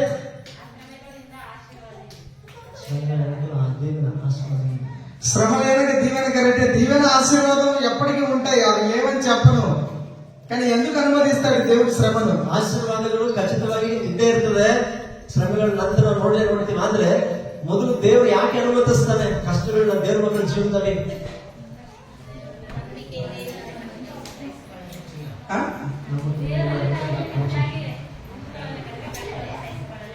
కరెక్ట్ గానే చెప్తా ఉన్నారు మీరు. ఒక మాట చెప్తారేమో చూస్తా ఉన్నాను నేను. ಸರಿಯಾಗಿ ಹೇಳ್ತಾರೆ. ಅದು ಇನ್ನೊಂದು ಮಾತು ಹೇಳ್ತೀನಿ ಅಂತ ನೋಡ್ತಾರೆ. రక్షించబడిన వారు ఏమవుతారు? ರಕ್ಷಣೆ ಹೊಂದಿದವರು ಏನಾಗ್ತಾರೆ? నీతిమంతులుగా తీర్చబడ్డారు కదా. ರಕ್ಷಣೆ ಹೊಂದಿದ ನಂತರ ವ್ಯಕ್ತಿ ದೇವರಲ್ಲಿ ನೀತಿವಂತನಾಗಿ ನಿರ್ಣಯಿಸಲ್ಪಟ್ಟಿದ್ದಾನೆ. నీతిమంతులైనటువంటి వారు ನೀತಿವಂತರಾದವರು పరిశుద్ధపరచబడుతూ ఉంటారు. ಅವರು ನಿತ್ಯವೂ ಪರಿಶುದ್ಧ ಮಾಡಲ್ಪಡ್ತಾ ಇರ್ತಾರೆ. ఇది ఎంతవరకు జరుగుతుంది అంటే ఈ లోకంలో ఉన్నంత కాలం జరుగుతుంది. ಇದು ಎಲ್ಲರಿಗೂ ಶುದ್ಧೀಕರಣ ನಡೀತಾ ಹೋಗ್ತದೆ ಅಂತಂದ್ರೆ ಈ ಲೋಕದಲ್ಲಿ ನಾವು ಬದುಕಿರುವ ತನಕ ನಡೀತಾ ಇದೆ. ఎప్పుడు తెలుసా? ಯಾವಾಗ ಗೊತ್ತಾ? నువ్వు ఒక చిన్న యేసు ప్రభులా కనపడాలి. ಅಂದ್ರೆ ಎಲ್ಲವರಿಗೆ ನಿನ್ನ ಜೀವಿತ ಅದು ಶುದ್ಧೀಕರಿಸಲ್ಪಡ್ತಾ ಹೋಗ್ತದೆ ಅಂತಂದ್ರೆ ನೀನು ಒಬ್ಬ ಚಿಕ್ಕ ಯೇಸು ಸ್ವಾಮಿ ಈ ಲೋಕದಲ್ಲಿ ಮಾರ್ಪಡುವ ತನಕ, ಕಾಣಿಸಲ್ಪಡುವ ತನಕ అంతవరకు వేస్తాడు నిన్న ఆయన చట్రంలో వేస్తాడు. ಅಲ್ಲಿವರೆಗೆ ದೇವರ ಕುಟುಂಬದ ಮೇಲೆ ಹಾಕ್ತಾರೆ. ఎట్లా వేస్తాడంటే ಹೇಗೆ ಹಾಕ್ತಾರಪ್ಪ ಅಂದ್ರೆ ఒక దెబ్బ కొడతాడు నిన్ను. ಒಂದೇ ಪೆಟ್ಟು ಕೊಡ್ತಾನೆ. ఎందుకంటే ఆయన శ్రమ పెట్టేది. ಯಾಕಂದ್ರೆ ನಿನ್ನ ಕಷ್ಟ ಅನುಭವದಲ್ಲಿ ನಿಮ್ಮನ್ನ ಆತರ ನಡೆಸ್ತಾನೆ. ఎట్లా కొడతాడంటే ಹೇಗಪ್ಪ ಒಂದು ಪೆಟ್ಟು ಹಾಕ್ತಾರಂದ್ರೆ చుట్టుపక్కల నీకెవరు సాయం చేయకుండా కొట్టేస్తాడు. నీ ಸುತ್ತಮುತ್ತ ಯಾರು ಕೂಡ ನಿನಗೆ ಬಂದು ಸಹಾಯ ಮಾಡುವಂತ ಸ್ಥಿತಿಯಲ್ಲಿ ನೀನು ಬಿಡ್ತಾನೆ. నీకు సహాయం చేస్తే నేను కూడా ఇలా అయిపోతానని అంత గట్టి కొట్టేస్తాడు. ನಿನಗೆ ಸಹಾಯ ಮಾಡಿದ್ರೆ ನಾನು ಕೂಡ ಈಗ ಆಗ್ತೀನಿ ಅನ್ನುವಂತ ರೀತಿಯಲ್ಲಿ ಆ ಪೆಟ್ಟು ಬೀಳ್ತದೆ. నువ్వు అప్పుడు ఏం చేస్తావంటే ಆಗ ನೀನ್ ಏನ್ ಮಾಡ್ತೀಯಪ್ಪ ಅಂದ್ರೆ నా టాలెంట్ చూపిద్దాం అనుకుంటావు. ನನ್ನಲ್ಲಿರುವಂತ ಸಾಮರ್ಥ್ಯ ತಲಾಂತ ತೋರ್ಸೋಣ ಅಂತ ಅನ್ಕೊಳ್ತೀನಿ. మళ్ళీ కొడతాడు. ಮತ್ತಿನ್ನೊಂದು ಏಟಾಗ್ತದೆ. ఇలా నువ్వు అనుకున్న రోజులు కొడతానే ఉంటాడు. ಎಲ್ಲಿವರೆಗೆ ನನ್ನಿಂದ ಸಾಧ್ಯ, ನನ್ನಲ್ಲಿ ಆಗ್ತದಂತ ನಿನ್ನ ಭಾಗ್ಯ ಹಾಕೊಂಡಿಲ್ಲ ಅಲ್ಲಿವರೆಗೆ ಪೆಟ್ಟು ಬೀಳ್ತಾನೆ ಇರ್ತದೆ. తర్వాత నువ్వు ఇలా అనుకుంటావు, ಆಮೇಲೆ ಕೊನೆಗೆ ನೀನು ಈಗ ಅನ್ಕೊಳ್ತೀನಿ, ప్రభా నా చేత కావట్లేదు, ದೇವರೇ ಇನ್ನು ನಮ್ಮ ಕೈಲಿ ಆಗ್ತಾ ಇಲ್ಲ. 3-4 సంవత్సరాల నుంచి నా టాలెంట్ చూపిద్దాం అనుకుంటున్నా. 3-4 ವರ್ಷಗಳಿಂದ ನನ್ನ ಒಂದು ಸಾಮರ್ಥ್ಯ ಬಲ ತೋರಿಸ್ಬೇಕಂತ ಅನ್ಕೊಳ್ತಾ ಇದ್ದೆ. నీ చిత్తం నా జీవితంలో జరిగించు. ಅದೇಮೇಲೆ ನನ್ನ ಕೈಲಾಗಲ್ಲ ಸ್ವಾಮಿ, ನಿನ್ ಚಿತ್ತವೇ ನನ್ನ ಜೀವಿತದಲ್ಲಿ. నీ ప్రవర్తన అంతటి యందు ನಿನ್ನ ಒಂದು ಪ್ರವರ್ತನೆ ಎಲ್ಲೆಲ್ಲೂ ಕೂಡ ఆయన ಅಥಾರಿಟಿಗೆ ಒಪ್ಪಿಕೊಂಡప్పుడు, ನಿನ್ನ ಸಮಸ್ತ ನಡವಳಿಕೆ ನಡತೆಯಲ್ಲಿ ದೇವರ ಅಧಿಕಾರಕ್ಕೆ ನೀನು ಒಳಗಾಗುವಾಗ నీ బాధల నుంచి పక్కకు పెట్టేస్తాడు ನಿನ್ನ ಬಾಧೆಗಳಿಂದ ಅದು ಪಕ್ಕಕ್ಕೆ ಇಡ್ತಾರೆ కదా. ఇలాంటి పరిస్థితులు వచ్చాయా మీకు ఎప్పుడైనా? ಇಂಥ ಪರಿಸ್ಥಿತಿಗಳು ನಿಮ್ಮ ಜೀವನದಲ್ಲಿ ಯಾವತ್ತಾದ್ರೂ ಬಂದ್ವಾ? వచ్చాయన్న వాళ్ళు చేయొద్దండి కనీసం. ಇಂಥ ಪರಿಸ್ಥಿತಿ ಕಷ್ಟಗಳ ಜೀವಿತದಲ್ಲಿ ದೇವರು ಅನುಮತಿಸಿದಾನೆ ಬಂದು ಅಂತ ಹೇಳಿದ್ರು ಕೈ ತೋರಿಸ್ರಿ. Thank you so much. ಒಂದೇ ನಿಮಗೆ దించైతే కదా. ప్రతి ఒక్కరికి వస్తాయి ఇది. ನೋಡ್ರಿ, ಪ್ರತಿಯೊಬ್ಬರಿಗೆ ಬರ್ತವೆ ಶ್ರಮೆಗಳು. ఒక మాట చదువుతాం. విలాప వాక్యములు ಪ್ರಲಾಪ ವಾಕ್ಯಗಳನ್ನು 3వ అధ్యాయము 3ನೇ ಅಧ್ಯಾಯ 33వ వచనం. 33ನೇ ವಚನ. హృదయపూర్వకముగా ಹೃದಯಪೂರ್ವಕವಾಗಿ ఆయన నరులకు ಆತನ ನರರಿಗೆ విచారమునైనను ವಿಚಾರವಾದರೂ బాధనైనను ಬಾಧೆಯಾದರೂ కలుగజేయడు. ಆತನ ಸುಮ್ಮನೆ ಉದ್ದೇಶವಿಲ್ಲದೆ ಅದನ್ನು ಬರಮಾಡೋದಿಲ್ಲ. ఏమంటున్నాడు ఆయన? ಇವೇನಂತ ಹೇಳ್ಕೊಡ್ತಾ ಇದೆ? అయ్యా నా మనస్సు నిన్ను బాధ పెట్టాలని కాదు. ಅಂದ್ರೆ ದೇವರು ಹೇಳ್ತಿದ್ದಾರೆ, ನನ್ನ ಹೃದಯ, ನನ್ನ ಮನಸ್ಸು ನಿಮ್ಮನ್ನ ಬಾಧಿಸಬೇಕೆಂಬುದಾಗಿ ಅಲ್ಲ. ఏ తల్లికైనా గాని, ಹೇಳ್ರಿ, ಯಾವ ತಾಯಿಗಾದ್ರೂ, ఏ తండ్రికైనా గాని ಯಾವ ತಂದೆಗಾದ್ರೂ పిల్లల్ని ఊరికి కొట్టాలని అనుకుంటారా? ಮಕ್ಕಳು ಸುಮ್ಸುಮ್ನೆ ಹೊಡಿಬೇಕಂತ ಯಾರು ಅಂದ್ಕೊಳ್ತಾರೆ? ఎవరైనా కొడతారు అట్లా? ಆ ರೀತಿ ಸುಮ್ಸುಮ್ನೆ ಯಾರು ಹೊಡಿತಾರೆ ಮಕ್ಕಳನ್ನ? స్కూల్ టీచర్ కొడితేనే 2 మాట్లాడి వచ్చేస్తాం. ಸ್ಕೂಲಲ್ಲಿ ಟೀಚರ್ ಮಕ್ಕಳು ಹೊಡೆದ್ರೆ ನಾವು ತಿರುಗಿ ಹೋಗಿ ಟೀಚರ್ಗೆ ಮಾತಾಡಿ ಬರ್ತೀವಿ. ಹೌದಿಲ್ಲ? ఎంతకాలం అండి నువ్వు తల్లిదండ్రులు ఈ అబ్బాయికి? ఎంతకాలం నువ్వు ఈ పిల్లలకి తల్లిదండ్రులు? ನೀನು ಈ ಮಕ್ಕಳಿಗೆ ತಂದೆ ತಾಯಿಯಾಗಿ ಎಷ್ಟು ಕಾಲ ಆಯ್ತು? 100 సంవత్సరాలు, 100 ವರ್ಷಗಳು, 200, 200 ವರ್ಷಗಳು. ఇంకెవరైనా ఉన్నారు? అదాలతపూర్లో 300 ఏళ్ళు. ರಾಷ್ಟ್ರದಲ್ಲಿ ಯಾರಿಲ್ಲ 300 ವರ್ಷಗಳಾಯ್ತು ಅಂತ ಹೇಳಿದ್ರೆ తర్వాత ಆಮೇಲೆ ప్రభువు నీకు ఎల్లప్పుడూ ఆయన తండ్రి. ಆದ್ರೆ ನಮ್ಮ ಕರ್ತನು ನಮಗೆ ನಿತ್ಯವೂ ತಂದೆಯಾಗಿರುವಾತನಾಗಿದ್ದಾನೆ. ఆయన కొడతాడా? ಹಂಗಿರ್ಬೇಕಾದ್ರೆ ಸುಮ್ಮನೆ ದೇವರು ನಮ್ಮ ಹೊಡಿತಾನ, ಶಿಕ್ಷಿಸ್ತಾನ? 100 సంవత్సరాల తల్లిదండ్రి నువ్వే నీ బిడ్డ మీద చెయ్యి పెట్టకుంటే, ಮತ್ತೆ ಬರೇ 100 ವರ್ಷ ಬಾಳುವ ನೀನೇ ನಿನ್ನ ಮಕ್ಕಳ ಮೇಲೆ ಸುಮ್ಮನೆ ಕೈ ಹಾಕಲ್ಲ ಅಂದ್ಮೇಲೆ, శాశ్వతమైన ప్రేమతో నేను నిన్ను ప్రేమించుచున్నాను, ಶಾಶ್ವತವಾದ ಪ್ರೀತಿಯಿಂದಲೇ ನಾನು ಪ್ರೀತಿಸ್ತೇನೆ ಎಂಬುದಾಗಿ ಹೇಳಿದ నేను కష్టపడతానా? ಕರ್ತನು ಸುಮ್ಮನೆ ಹೊಡಿತಾನ? ఏం విశ్వాసం ఇస్తున్నావు నువ్వు? ಹಾಗಾದ್ರೆ ನೀನು ದೇವರಲ್ಲಿ ಏನಂತ ವಿಶ್ವಾಸ ಇಡ್ತದೆ? శ్రమ వస్తే పంచబడిపోతుంది విశ్వాసము. ಕಷ್ಟ ಬರತ್ತಾಳೆ, ವಿಶ್ವಾಸನೇ ಕುಗ್ಗಿ ಹೋಗ್ಬಿಡ್ತದಲ್ಲ. ఆయన చెప్తా ఉన్నాడు మాట. ಆತರ ಈಗ ಆ ಮಾತು ಹೇಳ್ತಾ ಇದ್ದಾನೆ, హృదయపూర్వకముగా ಹೃದಯ ಪೂರ್ವಕವಾಗಿ నిన్ను బాధ పెట్టాలని నాకు ఇష్టం లేదు. ನಿನ್ನನ್ನು ಬಾಧಿಸಬೇಕೆಂಬುದಾಗಿ ನನಗೆ ಸ್ವಲ್ಪವೂ ಇಷ್ಟ ಇಲ್ಲ. హెబ్రీలకు రాసిన పత్రిక ಇಬ್ರಿಯರಿಗೆ ಬರೆದ ಪತ್ರಿಕೆ 12వ అధ్యాయము 12ನೇ ಅಧ್ಯಾಯ 10-11 వచనంలో 10-11 ವಚನಗಳಲ್ಲಿ ఎవరైనా తీసిన వాళ్ళు చదవండి. ಯಾರಾದ್ರೂ ತೆಗೆದಿದ್ರೆ ಬೇಗ ಓದ್ರಿ. వారు కొన్ని దినముల మట్టుకు ಈ ಲೋಕದ ತಂದೆ ತಾಯಿಗಳು ಏನ್ ಮಾಡಿದ್ರು, ಸ್ವಲ್ಪ ದಿನಗಳ ಮಟ್ಟಿಗೆ ಮಾತ್ರ తనకు ఇష్టం వచ్చినట్టు మనల్ని శిక్షించరు కానీ ಆಲೋಚನೆ ಮಾಡಿ ತಮಗಿಷ್ಟ ಬಂದಂತೆ ನಮ್ಮನ್ನು ಶಿಕ್ಷಿಸಿದ್ರು. ಆದ್ರೆ మనం తన పరిశుద్ధతలో పాలు పొందవలనని ಆತನಾದ್ರೂ ನಾವು ತನ್ನ ಪರಿಶುದ್ಧತೆಯಲ್ಲಿ ಪಾಲುಗಾರರಾಗಬೇಕೆಂಬುದಕ್ಕಾಗಿ మన మేలు కొరకే ఆయన శిక్షించుచున్నాడు. ನಮ್ಮ ಹಿತಕ್ಕಾಗಿಯೇ ನಮ್ಮನ್ನು ಶಿಕ್ಷಿಸುತ್ತಾನೆ. డియర్ బ్రదర్స్ అండ్ సిస్టర్స్, ಪ್ರಿಯ ಸಹೋದರ ಸಹೋದರಿಯರೇ, నీ మేలు కొరకే శిక్షిస్తున్నాడు. ನಿನ್ನ ಮೇಲಿಗಾಗಿ, ನಿನ್ನ ಒಳಿತಿಗಾಗಿ, ಹಿತಕ್ಕಾಗಿ ಅದನ್ನು ಶಿಕ್ಷಿಸ್ತಾ ಇದ್ದಾನೆ. ఆయన హృదయపూర్వకంగా నిన్ను శిక్షించట్లేదు. ಆತನು ಬೇಕಂತನೋ ಮನಸ್ಸಾರೆ ನಿನ್ನನ್ನು ಹೊಡಿಬೇಕಂತ ಹೊಡಿತಾ ಇಲ್ಲ. నీలో ఆయన చూసుకోవాలని ఇష్టపడుతున్నాడు. ನಿನ್ನಲ್ಲಿ ತನ್ನ ಸಾರೂಪ್ಯವನ್ನು ಕಾಣಬೇಕೆಂಬುದಾಗಿ ಆತನು ಬಯಸ್ತಾ ಇದ್ದಾನೆ. ఇందాక దారిలో వచ్చినప్పుడు ಇದಕ್ಕೆ ಮುಂಚೆ ಹೇಗೆ ನಾವು ದಾರಿలో ಬರ್ತಾ ಇರ್ಬೇಕಾದ್ರೆ మధు బ్రదర్ వాళ్ళ నాన్న ನಮ್ಮ ತಂದೆ ఆయన లాగా కొన్ని లక్షణాలు అన్నలో కనపడుతున్నాయని చెప్పారు. ನಾವ್ ಹೇಳಿದ್ವಿ, ಈ ಸಹೋದರ ನೋಡಿ ಅಣ್ಣ ನೀವು ನೋಡ್ತಾ ಇದ್ರೆ ನಮ್ಮ ತಂದೆ ನೋಡಿದಾಗ ಆಗ್ತದೆ, ಆ ತರ ನೀವು ನಡ್ಕೊಳ್ತಾ ಇದ್ದೀರಿ ಅಂತ ಹೇಳಿದ್ವಿ. ఆ పిల్లలకి ఎంత సంతోషం ఉంటది. ಆ ಮಕ್ಕಳಿಗೆ ಎಷ್ಟು ಸಂತೋಷ ಇರ್ತದೆ. మా నాన్నలాగా చేస్తా ఉన్నానంటే ఎంత ఆనందం ఉంటది. ನಮ್ಮ ಅಪ್ಪನ ತರ ಕಾಣ್ತಾರೆ, ಅಪ್ಪನ ತರ ನೋಡಿದ್ರೆ ಆ ತರ ಮಾತಾಡ್ತಾರೆ, ನಡೀತಾರೆ ಅಂತಂದ್ರೆ మీలాగే మీ పిల్లలు కొన్ని లక్షణాలు చేస్తుంటే ఎంత ముచ్చట వస్తుంది. ನಿಮ್ ತರ ನಿಮ್ಮ ಮಕ್ಕಳು ನೋಡ್ಲಿಕ್ಕೆ ಕಾಣುವಾಗ ನಿಮ್ಗೆ ಎಷ್ಟು ಸಂತೋಷ ಆಗ್ತದೆ. శాశ్వతమైన తండ్రి నీలో ఆయన చూసుకోవాలని ఆశ ఉండదా? ನೋಡ್ರಿ, ಆ ಶಾಶ್ವತದ ತಂದೆಗೆ ಮತ್ತೆ ನಿಮ್ಮಲ್ಲಿ ನಮ್ಮಲ್ಲಿ ತನ್ನನ್ನು ಅದನ್ನ ನೋಡ್ಕೋಬೇಕೆಂಬುದಾಗಿ ಅದನ್ನ ಬಯಸಲ್ಲ, ಆಸೆ ಇರಲ್ವಾ? ఆయన రూపు రావాలని ఆశ ఉండదా? ನಮ್ಮಲ್ಲಿ ತನ್ನ ಸಾರೂಪ್ಯ ಬರಬೇಕೆಂಬುದಾಗಿ ಆತನ ಆಸೆ ಇರಲ್ವಾ? ఉంటుందా ఉండదా? ಹೇಳ್ರಿ, ಆತನ ಆಸೆ ಪಡ್ತಾನೆ ಇಲ್ವಾ? ఆ? మరి నీ టాలెంట్ చూపిస్తావే, ಮತ್ತೆ ನಿನ್ನ ಸಾಮರ್ಥ್ಯ ಬಲ ತೋರಿಸ್ತೀಯೇ? ఎప్పుడు వస్తుంది ఆయన రూపు? ಮತ್ತೆ ನಮ್ಮ ಒಳಗೆ ಆತನ ಸಾರೂಪ್ಯ ಯಾವಾಗ ಬರ್ತದೆ? ఎప్పుడు వస్తుంది? ಯಾವಾಗ ಬರ್ತದೆ? ఎంతకాలం నీ టాలెంట్ చూపించిన రాదు. ಎಷ್ಟುವರೆಗೆ ನಿನ್ನ ಬಲ ಸಾಮರ್ಥ್ಯ ನಿಮ್ಗೆ ತೋರ್ಪಡಿಸಿ ಅದನ್ನು ಹಾಕೊಂಡಿರ್ತೀವಿ, ಅಲ್ಲಿವರೆಗೆ ಬರೋದಿಲ್ಲ. ఆయనకు అధికారం ఇచ్చి చూడు. ಆತನಿಗೆ ಸಂಪೂರ್ಣ ಅಧಿಕಾರ ಕೊಟ್ಟು ಒಳಗಾಗಿ ನೋಡು. ఆయనకు నమ్మి చూడు. ಆತನನ್ನು ಸಂಪೂರ್ಣವಾಗಿ ನಂಬಿ ನೋಡು. ఎప్పుడైతే నమ్మిన దానికి లోపడి ఉంటావో, ಯಾವಾಗಾದ್ರೆ ನಂಬಿದ್ದಕ್ಕೆ ನೀನು ವಿಧೇಯನಾಗಿ ಒಳಗಾಗಿ ಇರ್ತೀಯೋ. అరే వీడు మొన్నటి వరకు స్కూల్లో అడ్డదిడ్డంగా తిరుగుతుండేరా, ಮಗ ನೋಡಿ ಹೇಳ್ತೀವಲ್ಲ, ನಿನ್ನೆ ಮೊನ್ನೆವರೆಗೆ ಇವನು ಸ್ಕೂಲಲ್ಲಿ ಸರಿ ಹೋಗ್ತಾ ಇದ್ದಲ್ಲ, ಅಡ್ಡದಿಡ್ಡೆ ನಡೀತಾ ಇದ್ದ. అరే ఇప్పుడు చెప్పినట్టు వింటున్నాడు. ಆದ್ರೆ ಇವಾಗ ಬಹಳ ಹೇಳಿದ ಮಾತು ಹಂಗೆ ಕೇಳ್ತಾ ಇದ್ದಾನೆ. ఇది ఆశపడతా ఉన్నాడు నీ తండ్రి. ನಾವು ಆಸೆ ಪಡ್ತೀವಿ ಮಕ್ಕಳ ವಿಷಯದಲ್ಲಿ, ಹಾಗೆ ದೇವ್ರ ಮಗಳ ವಿಷಯದಲ್ಲಿ ಕೂಡ ಆಸೆ ಪಡ್ತಾನೆ. ఎంతకాలం ఇలా ఉంటావు? ಎಷ್ಟು ಕಾಲ ನೀನು ಹೆಂಗೆ ಇರ್ತೀಯ? శ్రమ వచ్చిందని వెనక్కి అడుగేస్తావా? ಕಷ್ಟ ಬಂತಂತೇಳಿ ಇವತ್ತು ಹಿಂಜರಿದು ಹೋಗ್ಬಿಡ್ತೀವೋ? ఒకటికి 10 ఎత్తులేసి బతికేద్దామని చూస్తావా? ఒకటికి 2 ఎత్తులేసి జీవించాలి అనుకుంటావా? ಅಥವಾ ಒಂದಕ್ಕೆ ಮತ್ತೊಂದು ರೀತಿಯಲ್ಲಿ ಮುಂದೆ ಜೀವಿಸಬೇಕೆಂಬುದಾಗಿ ಬಯಸ್ತೀವೋ? దయచేసి అలాంటి ప్రయత్నం చేయొద్దు. ದಯಮಾಡಿ ಆ ರೀತಿಯ ಪ್ರಯತ್ನ ಮಾಡಬೇಡ. నీవు ఉన్న పాటుగా ನೀನು ಯಾವ ರೀತಿಯಲ್ಲಿ ಇದೆಯೋ ಆ ಸ್ಥಿತಿಯಲ್ಲೇ. మేము నిన్న మొన్న ఒక ఇంట్లో దిగున్నాం కదా, మాకు సెంటర్ ఇచ్చిన తెలుసు. ನಾವು ಉಳ್ಗಡೆಯಲ್ಲಿ ಒಂದು ಮನೆಯಲ್ಲಿ ಅಕ್ಕರ ಬಂದೆಲ್ಲ ಉಳ್ಕೊಂಡಿದ್ವಿ. వాళ్ళ మొహాలు చూస్తే ಅವ್ರ ಮುಖಗಳು ನೋಡ್ತಾ ಇದ್ರೆ యేసు ప్రభు అంటే ఇలానే ఉంటాడేమో అనిపించింది. ಯೇಸು ಸ್ವಾಮಿ ಅಂದ್ರೆ ಈ ರೀತಿ ಇರ್ತಾರೆ ಅಂತ ಅನಿಸ್ತದೆ. ఇంత ప్రేమ చూపిస్తాడేమో అని. ಇಷ್ಟು ಪ್ರೀತಿ ತೋರಿಸ್ತಾನೆ ಅಂತ ನಮ್ಗೆ పొద్దున ಅನಿಸ್ತದೆ. నేను షూస్ తుడుచుకోవాలనుకొని ಬೆಳಿಗ್ಗೆ ನಾನು ಶೂನ ಒರೆಸ್ಬೇಕಂತ ಅಂದ್ಕೊಂಡು చిన్న క్లాత్ ఇవ్వమని అడిగిన. ಯಾವ್ದಾದ್ರು ಹಳೆ ಬಟ್ಟೆ ಇದ್ರೆ ಕೊಡೋದಂತ ಕೇಳಿದೆ. ఆమె షూ తుడచడానికి వచ్చేస్తా ఉంది. ಒಂದೇ ಸಲ ಬಟ್ಟೆ ತಗೊಂಡು ನಮ್ಮ ಶೂನ ಒರ್ಸಕ್ ಬರ್ತಾ ಇದ್ರು ಅವರು. ఇంత చదువు చదువుకొని నాకు మనసు ఒప్పలేదు. ನಾನು ಇಷ್ಟು ಓದ್ಬಿಡಿ ನನ್ನ ಮನಸ್ಸು ఇలాంటి విశ్వాసం నాకు లేదేంది? ಇವರಲ್ಲಿ ಇದ್ದಂತ ಇಂಥ ಒಂದು ತಗ್ಗಿಪ್ಪದ ವಿಶ್ವಾಸ ನನ್ನಲ್ಲಿ ಇಲ್ವಲ್ವಾ?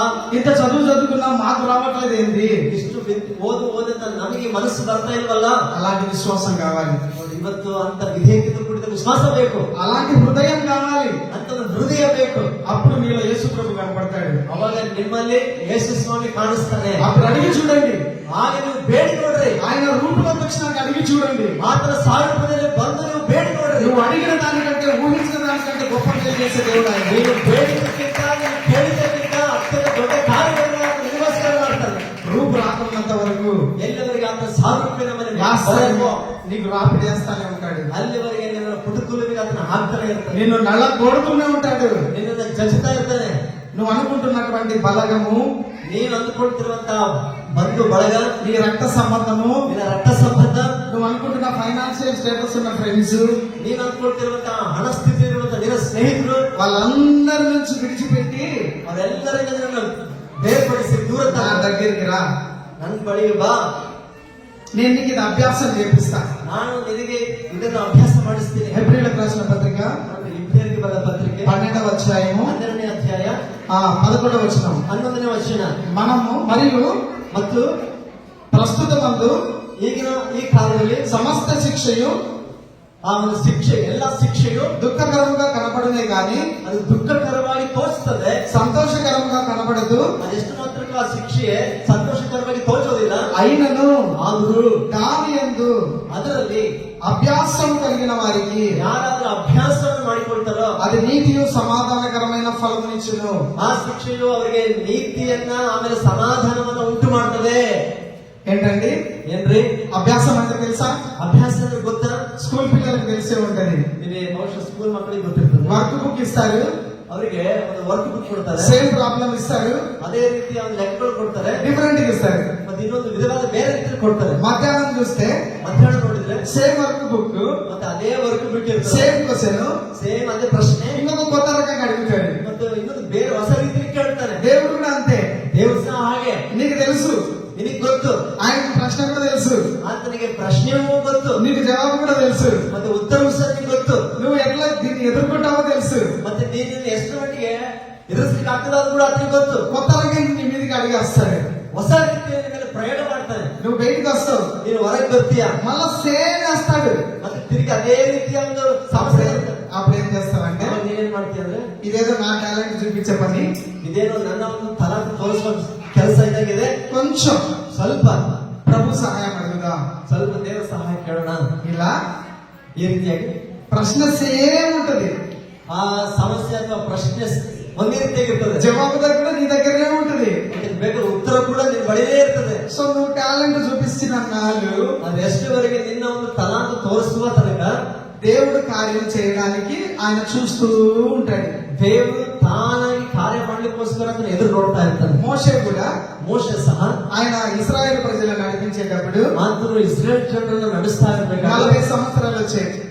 40 ವರ್ಷಗಳು ಬಂದು, సో నాకు 40, ನನಗೂ 40 ವಯಸ್ಸು, నాకు 40, ನನಗೂ ಸಹ మారేష్ మాస్టర్ గారికి కూడా 40. ಮಾರೇಶ್ ಮಾಸ್ಟರ್ ಕೂಡ 40. సో ఇదంతా ఎందుకంటే ಎಲ್ಲ ಯಾಕಪ್ಪ ಅಂತಂದ್ರೆ ఆయన అనుకున్నాడు, మోషే అనుకున్నాడు, ಮೋಶೆ ಅಂದ್ಕೊಂಡಿದ್ದಾನೆ, ఐ ఆమ్ వెరీ ఫిట్, ಏನಂತ, ನಾನು ತುಂಬಾ ಸಾಮರ್ಥ್ಯವುಳ್ಳವನು, సకల విద్యలందు ప్రవీణత కలిగిన వాణ్ణి, ಒಂದು ಐಗುಪ್ತದ ಸಕಲ ವಿದ್ಯೆಗಳಲ್ಲಿ ನನಗೆ ಪ್ರಾವೀಣ್ಯತೆ ಇದೆ, నా ఇశ్రాయేల్ ప్రజలను సంరక్షించడానికి నా దగ్గర మంచి బలం ఉంది ನನ್ನ ಪ್ರಜೆಗಳ ಇಸ್ರಾಯೇಲರನ್ನು ಇಲ್ಲದೆ ಬಿಡಿಸಲಿಕ್ಕೆ ನನಗೆ ಒಳ್ಳೆ ಸಾಮರ್ಥ್ಯ ಇದೆ అని మనసులో అనుకుంటాడు ఆయన. ಅಂತೇಳಿ ತನ್ನ ಮನಸ್ಸನ್ನು ಅಂದುಕೊಳ್ತಾನೆ. అప్పుడు ఏం చేస్తాడు తెలుసా? ಆಗ ಆತ ಮಾಡಿದ್ದೇನು ಗೊತ್ತಾ? ఆయన కీర్తనల గ్రంథంలో 90వ అధ్యాయంలో ఒక మాట అంటాడు. ನೋಡ್ರಿ, ಕೀರ್ತನೆ ಗ್ರಂಥದಲ್ಲಿ 90ನೇ ಅಧ್ಯಾಯದಲ್ಲಿ ಅಂತ ಹೇಳ್ತಾನೆ, నరుని ఆయుస్సు, ಮನುಷ್ಯನ ಆಯುಷ್ ಕಾಲ ఎంతండి? ಎಷ್ಟೇ? ఎంతనా? 70 సంవత్సరములు. అధిక బలం ఉన్న ఎడల అది కూడా ఆయాసము ದುಃಖಕರమే. ಮನುಷ್ಯನ ಆಯುಷ್ ಕಾಲ 70, ಬಲ ಹೆಚ್ಚಿದ್ರೆ 80, ಅದು ಸಹ ಕಷ್ಟ ಸಂಕಟಗಳಿಂದ ಕೂಡಿದೆ. సో 40 అనుకున్నప్పుడు, ಮತ್ತೆ 40 ವಯಸ್ಸು ಅಂತ ಅನ್ಕೊಂಡಾಗ, ఏదైతే మోసే చేద్దాం అనుకున్నాడో ಮೋಶೆ ಯಾವ್ದನ್ನ ಮಾಡಬಹುದಂತ ಅನ್ಕೊಂಡ, ఆయనకు వ్యతిరేకంగా జరిగింది. ಆದ್ರೆ ಆತ ಅನ್ಕೊಂಡಾಗೆಲ್ಲ ವಿರೋಧವಾಗಿ ಆಯ್ತು. ఇంకో 40 సంవత్సరాలు ఆయన అరణ్యంలో ఉండాల్సి వచ్చింది. ಅದಾದ್ಮೇಲೆ ಮತ್ತೊಂದು 40 ವರ್ಷ ಅರಣ್ಯದಲ್ಲಿ ಇರ್ಬೇಕಾಯ್ತು. మరి ఆ మోసే అనుకున్నాడు కదా, ಮೋಶೆ ಅಂದ್ಕೊಂಡಲ್ವಾ, నరుని ఆయుష్ 80 ఏళ్ల వరకు గట్టిగా ఉంటాడని 80 ವಯಸ್ಸುವರೆಗೆ ಗಟ್ಟಿಯಾಗಿರ್ತಾರಂತೇಳಿ మూల కూర్చోబెట్టాడు, ಮೋರಿ ಕುಂದ್ರಬೇಕು. అడవిలో కూర్చోబెట్టాడు. ಎಲ್ಲಿಗೆ ಕುಂದ್ರಸಾನ ಅದನ್ನ? ಅಡವಿಯಲ್ಲಿ. ఎందుకంటే ఆయన బలం మీద ఆధారపడుతూ వచ్చాడు. ಯಾಕಂದ್ರೆ ತನ್ನ ಸ್ವಂತ ಬಲವನ್ನು ಹಾಕೊಂಡಿದ್ದಾನೆ. 80 సంవత్సరాలు వచ్చినప్పుడు 80 ವಯಸ್ಸು ಬಂದಾಗ ఆయన పిలుచుకున్నాడు పనికి. ದೇವರ ಆ ವಯಸ್ಸಲ್ಲಿ ತನ್ನ ಕೆಲಸ ಕರ್ಕೊಂಡ. ఆయన అనుకుంటున్న బలం చచ్చిపోయిన తర్వాత ಯಾವಾಗಾದ್ರೆ ತಾನು ಅಂದುಕೊಂಡ ಸಾಮರ್ಥ್ಯ ಸತ್ತೋಯ್ತೋ, దేవుడు ఆయనను వాడుకోవడం మొదలు పెట్టాడు. ಆಗ ದೇವರ ಆತನನ್ನು ಉಪಯೋಗಿಸಲು ಪ್ರಾರಂಭಿಸಿದ. నువ్వు నేను కూడా అలా అనుకున్నాను రోజులు. ನಾನು ನೀನು ಕೂಡ ಎಲ್ಲಿವರೆಗೆ ನಮ್ಮ ಬಲವನ್ನು ಹಾಕೊಂಡು ನಿಂತ್ಕೊಳ್ತೀನಿ ಅಂತ ಅಂದ್ಕೊಳ್ತೀವಿ, ಅಲ್ಲಿವರೆಗೆ దేవుడి కార్యాన్ని మన జీవితంలో చూడలే. ದೇವರ ಕಾರ್ಯಗಳನ್ನು ಜೀವಿತ ನೋಡ್ಲಿಕ್ಕೆ ಆಗಲ್ಲ. ఒక చిన్న పిల్ల మనసు, ಚಿಕ್ಕ ಹುಡುಗನ ಮನಸ್ಸು ఎప్పుడైతే ಯಾವಾಗಾದ್ರೆ నిష్పక్షపాతంగా మనం అలాంటి హృదయం కలిగి ఉంటామో, ಆ ಚಿಕ್ಕ ಮಕ್ಕಳಂತ ಒಂದು ಪಕ್ಷಪಾತಗಳಂತ ನಿಷ್ಕಪಟವಾದ ಮನಸ್ಸುಗಳಾಗಿರ್ತೀವೋ, ఈ చిన్న బిడ్డను కొట్టినామంటే ನೋಡಿ, ಈ ಚಿಕ್ಕ ಮಕ್ಕಳನ್ನ ಹೊಡೆದ್ರೆ మనల్ని తిరిగి కొడుతుందా? ತಿರುಗಿ ನಮ್ಮ ಹೊಡಿತದ ಮಗು. అలాంటి మనసు ఎప్పుడైతే మనకు వస్తుందో, ಎಷ್ಟುವರೆಗೆ ಅದರ ಮನಸ್ಸು ನಮ್ಮಲ್ಲಿ ಬರ್ತದೋ, అప్పుడు దేవుడు కార్యం చేయడం మొదలు పెడతాడు. ಆಗ ದೇವರು ತನ್ನ ಕಾರ್ಯವನ್ನು ಜೀವಿತದಲ್ಲಿ ಮಾಡಲಿಕ್ಕೆ ಪ್ರಾರಂಭಿಸ್ತಾನೆ. ఇంకొక 2 మాటలు చూసుకొని ಇನ್ನೊಂದೆರಡು ಮಾತುಗಳನ್ನು ನೋಡ್ಕೊಂಡು ముందుకు వెళ్దాం. ಮುಂದಕ್ಕೆ ಹೋಗೋಣ. విలాప వాక్యములు ಆ ಪ್ರಲಾಪಗಳು 3వ అధ్యాయము 3ನೇ ಅಧ್ಯಾಯ 33వ వచనం చదువుకున్నాం కదా. 33ನೇ ವಚನ ಓದ್ಕೊಂಡಿವಲ್ಲ. ఇప్పుడు 31 చదువుదాం. ಈಗ 33ನೇ ವಚನ ಓದಿ. చదువుదాం ఒకసారి. ఎవరైనా తీసిన వాళ్ళు చదవండి. ప్రభువు సర్వకాలము విడనాడడు, ఆయన బాధ పెట్టినను తన కృపా సమృద్ధిని బట్టి జాలిపడును. ಆಮೇಲೆ ఏం చేస్తాడంట? ದೇವ್ರು ಏನ್ ಮಾಡ್ತಾನ್ರಿ? చూస్తాడంట. ನೋಡ್ತಾನೆ.